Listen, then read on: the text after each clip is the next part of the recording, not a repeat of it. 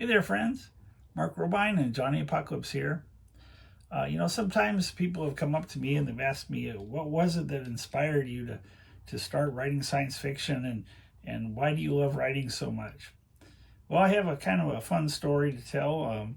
When I was in junior high, I was fortunate enough to go to a junior high school called Keithley Junior High, where they had kind of like a little bit of an alternative teaching style. They were allowed to do some really fun, kind of interesting things. And one of the things they did was they allowed the science teacher to kind of like run the class however he wanted to run it in kind of a fun, creative way. So one of the greatest characters in my life was my science teacher from junior high. His name was Leo Christofferson. And he used to spell his name .037, which is Leo upside down and backwards. So he was quite a character. He was like your quintessential mad scientist. He wore a white lab coat. He had like a salt and pepper beard and wild hair and wild eyes. And he was just really a fun character.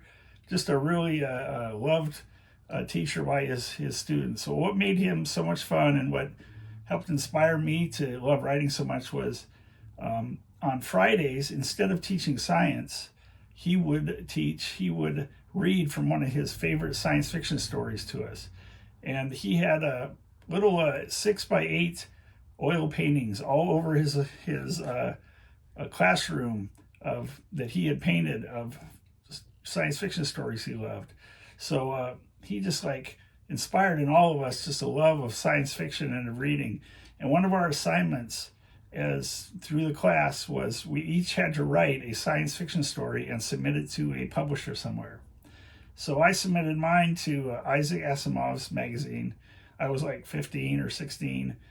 Maybe if I told him that I was just in junior high, maybe I would have been published. I wasn't actually published, but it's funny because I can still remember the first line from my story. It was a story about when kitchen appliances come to life and attack people.